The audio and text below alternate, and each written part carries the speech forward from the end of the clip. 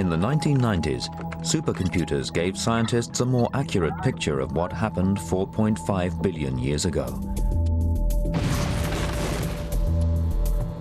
Computer models of the impact revealed that the collision of Theia and Earth was a glancing blow that imparted a rotational force to the Earth. This rotation is what gives Earth days and nights. But the huge power of the collision set the Earth spinning far faster than the Moon, which was orbiting around it. In those early days, Earth spun once every 6 hours, 4 times faster than today, whereas the Moon took 20 days to complete one orbit. So the Moon was orbiting more slowly than the Earth was spinning. However, the early Moon was 15 times closer than it is today, and the effect of its gravity was so strong that it pulled up a bulge on the Earth's surface directly below it. This bulge moved like a tide across the surface, with its own gravity tugging on the Moon.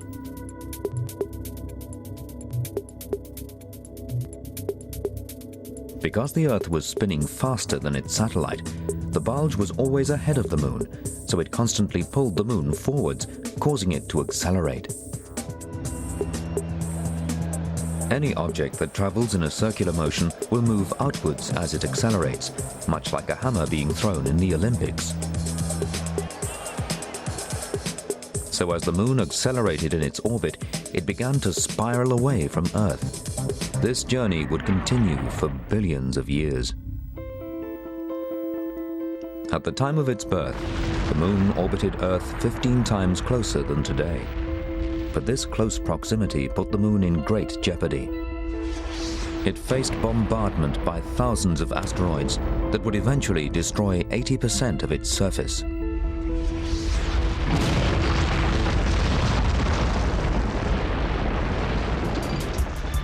"4 billion years ago, the time the scientists call 4 giga-years ago, or 4 GYA, the Moon was orbiting 140,000 kilometers away, still 3 times closer to Earth than it is today.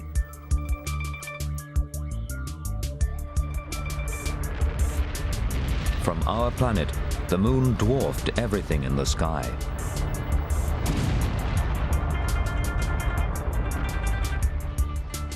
During this early period of its life, the Moon had its most profound effects on Earth.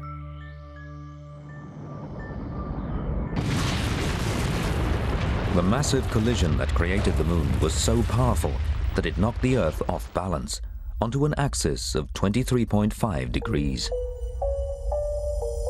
It's this tilt that gives us our spring, summer, autumn, and winter.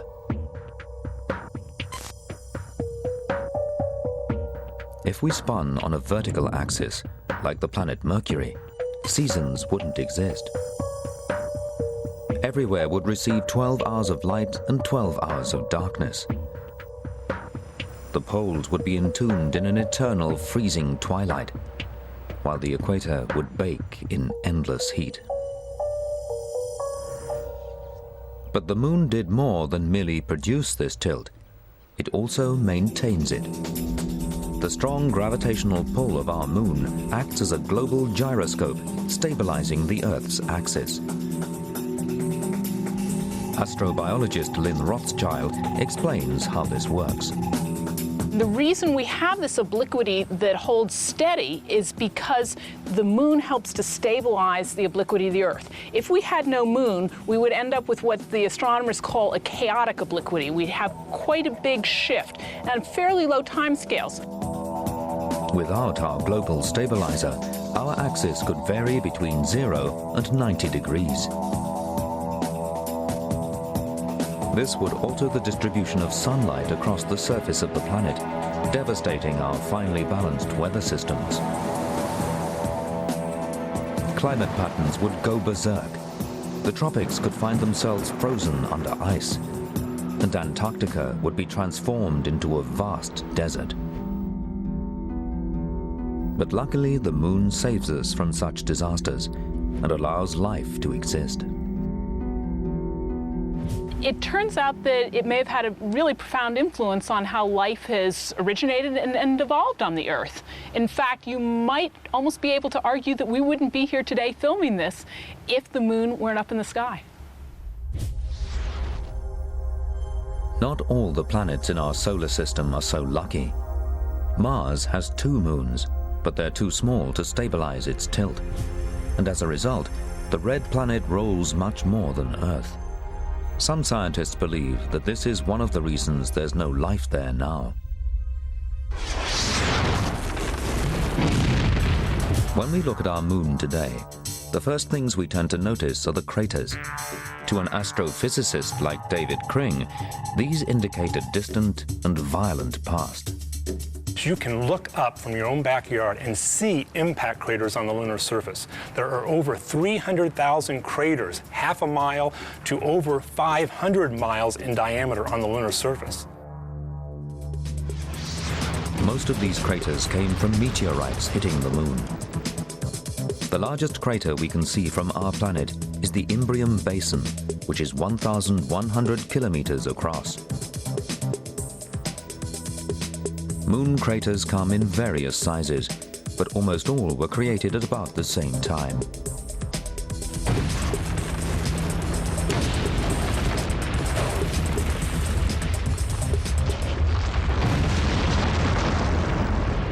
Around 4 billion years ago, a chance alignment of the gas giants Jupiter and Saturn changed the shapes of their orbits.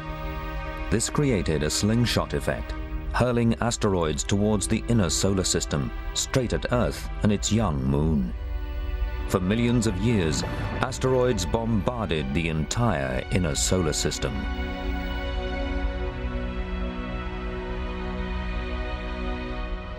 Some of these impact events would have produced impact craters the size of continents or larger. These type of impact events have the capacity to obliterate any oceans on the surface of the planet and superheat the atmospheres. Life as we know it could not persist on the surface of the Earth. This period of intense bombardment is called the lunar cataclysm, and the Earth's gravity made it worse, pulling meteorites and asteroids directly towards it. On its own, the tiny moon might have escaped with less damage, but it was too close to the Earth. So asteroids heading for impact with Earth hit the moon instead. The moon became the first victim of collateral damage. Most of the craters on the moon formed during the lunar cataclysm. 80% of the lunar surface was destroyed. Molten basalt oozed from fissures and filled impact craters, creating seas of lava. Over millions of years, these cooled, solidified, and turned into maria, or seas, like the Sea of Tranquility.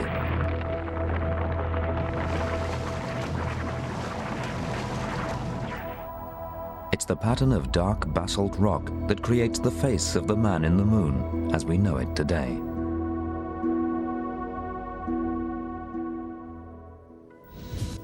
David Kring demonstrates exactly what happens to the surface of the moon if a meteorite strikes.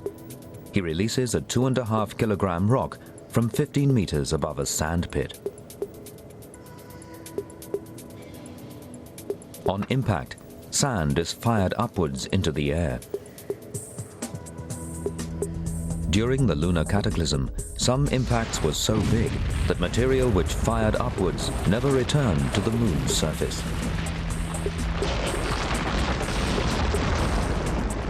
Instead, it was propelled into space, where it was trapped by the gravity of the Earth, still only 140,000 kilometers away.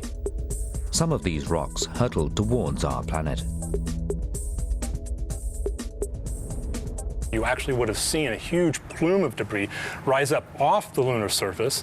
This cloud, in fact, would have enveloped the entire lunar surface, and out of that cloud there would have been fragments of rock that pelted the Earth. They would have streamed through the atmosphere as intense fireballs to land rocky components on the Earth's surface. These lunar meteorites are incredibly rare. This is part of one of only 30 known lunar meteorites ever found.